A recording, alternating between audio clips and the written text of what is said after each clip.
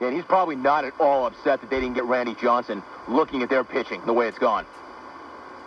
Esteban Loaiza has not been the answer. About that Buffalo Bills running back situation. Willis McGahee. The team is denying that he said that he would want to trade if he didn't start. Yeah, I hope the AP was wrong. I hope that story's not true. Because a guy like that can't be making demands. You haven't played a single down in the NFL.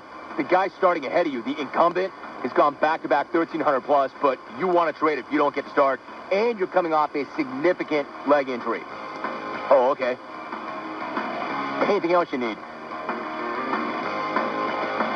1-800-636-8686. A DUI school bus driver. How's that sound?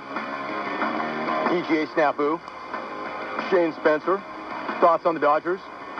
And a boxer who all but quit representing USA in the Olympics. That guy should be on Team USA basketball, not boxing. All of that and more when we come back. You're listening to the Jim Rome Show. We talk about men's gymnastics for more than 5 seconds in the jungle. You need to talk about some real sports. Side soccer, the WNBA, and professional table tennis.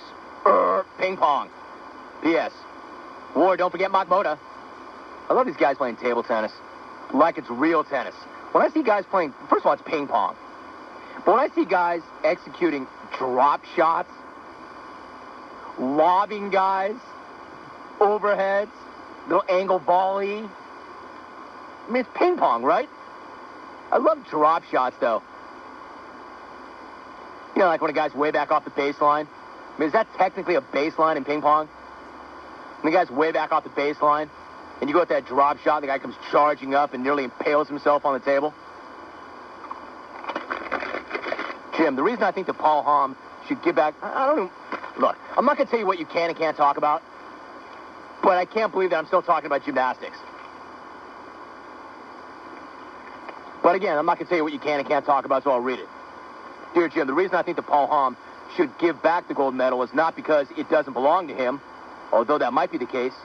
I do think that by giving the medal back, he will be known as the Olympian who did the right thing and gave up the gold. That's much better than being known as the Olympian who kept the gold medal that was not his. The gesture of giving the medal back would go a lot further than the act of keeping it. Yeah, except that the guy thinks that he won it. He's not going to do it because it'll look good. He thinks that he won it. He himself went back and looked at the tape and counted 4 holes when the South Korean was allowed 3. Again, judge's error. I agree with that, but that is subjective in the judging. If you're going to open up that Pandora's box, let's just either do away with the judges or let everybody go back and look at the tape of everything. Turn this thing on its head one last time. If it happened to Hom, Americans would be going berserk. Face it, we still haven't gotten over the fact that we were jobbed in the 72 games in basketball. Those guys still haven't picked up their medals. And they never will. The 72 USA basketball team is still bent because they were jobbed. So how would you feel if this had happened to Paul Hom? Look, again, I'm not trying to rip gold medals from Americans. I literally, sorry to say, I want us to win. I want us to get gold medals. I'm American. I want to see us do well. And I'm not in the habit of taking them off of our necks. I'd like to see us get them. I don't think he earned this one. Let's go to Buffalo. Mike in Buffalo. Great to have you on the show. Mike, how are you? Hey, Romy, thanks for the vine. Yep. Hey, as far as the Bills are concerned, Willis McGahee didn't make those comments. And to be fair, Willis denies saying that he wanted to start or be traded. The comments came from Drew Rosenhaus, his agent, who was just trying to get some pub for his guy, trying to get some run, get some national airtime. And as far as Bills fans are concerned, including myself, Travis Henry is our man. He's our running back until McGahee's a better running back. That's all I got. I'm out. Exactly right. On the last part of that. Travis Henry is your running back. He's gone back-to-back 1,300 yards. Until given a reason to prove otherwise, he's the guy. I'm not saying that you don't get McGahee some work and you don't get him in there and let's see what he can do and let's see if he's ready, but you don't award him that job. He's got to win that job outright, and he hasn't done enough to win it from a guy who's gone 1,300 back-to-back. As far as your take that this is Drew Rosenhaus and not Willis McGahee, First of all, I think we all know Drew Rosenhaus, and he would never do anything like that. Drew Rosenhaus is not a stir-the-pot kind of guy. He just wouldn't do it. I can remember asking Drew, hey, Drew, what about those stories about you waiting in the parking lot for guys from Miami Dolphins to come out of practice? I mean, that's really not above board, is it, if you're an agent? Waiting for guys to come into the parking lot so you could poach them, have a conversation with them and introduce yourself to them? So no, my man Drew would never do something like that. And number two, athletes need to understand this, and in a lot of ways they don't. There are a lot of guys who do, but there are a lot of guys who don't. End of the day, it's your career, it's your reputation, it's your name. You're in charge, not your agent. He works for you and not the other way around. And if your agent is putting you in a position, I'm not saying that this is the case here, but again, the team has denied that Willis McGahee asked for a trade if he doesn't start. If the agent is doing something that's bad for your career or bad for your reputation, you need to go to him and tell him to stop doing it. You're in charge. He works for you. And sometimes guys forget that. Athletes forget that. Let's go to Chicago. Willie in Chicago.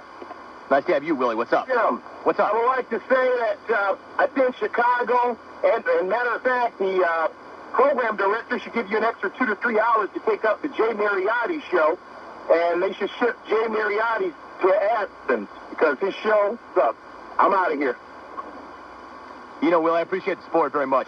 As I appreciate all the support that we've gotten in Chicago since that speculation started that something might happen to the program.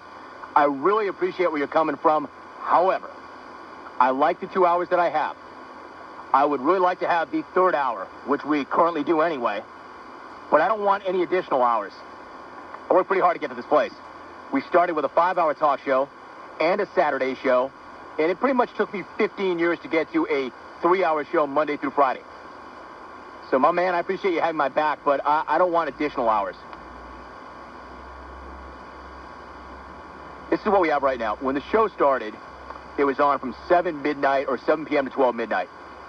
And it started on 6:90 a.m. in San Diego. As part of my deal there, when I got that talk show, I also did a Saturday talk show from 12 to 4. Now we are down with, and we came to premiere, and by then it had become a 4-hour show with no Saturday show, but at some point we picked up an extra hour locally here in Los Angeles. So it was a 2-hour show. I know it's getting convoluted, but follow me on this. 4 hours every day nationally, Monday through Friday, and then a 2-hour local show in Los Angeles where I did 1 hour live, and they replayed one of the hours from the national show. I've now got it to a place after 15 years of grinding with some success. 3 hours nationally, no Saturday show, and the Rome Report, which is a 1-minute segment that you all pretty much hear on your stations. And the stations air it wherever they air it. My goal in life, and if it took me 15 years to get to this place, you can imagine it may take me another 200 years to get there. My goal in life is to get to a place where I only do the Rome Report, but get paid for the 3-hour talk show. I still want everything that comes with it. I still want the perks and the bennies. You know, the insurance, the time off, the paycheck. But I just want to work 1 minute a day, if it's not too much to ask. And frankly, I don't want to negotiate over air because I work for a company that's been phenomenal to me. But I got to say, I think I've earned it. I think I've put in enough time and contributed enough quality programming, and I have a body of work which would suggest I should get everything I get right now and only do the Rome Report. So basically, I get an annual salary for working 1 minute a day. That's not unreasonable, is it? Believe me, I'd give you everything I got for that 1 minute a day. I'd kill myself for those 60 seconds. In other words, Willie, thank you very much for the support. I want to keep the 2 hours that I have in Chicago. I'd love to have that third hour, but I can't give you 2 more hours. It's like Major League Baseball. You can't, there are no givebacks. Those things that were collectively bargained for are in the books. You can't come to me now and say, you know what, Rome? You've done a good job. Not only are we not going to rip the show, but we want you to do 2 more extra hours. Now I'll just take the 2 hours that I have and a third one if you don't mind. Down Casey Kane. We'll talk a little NASCAR when we come back. Don't go anywhere. He was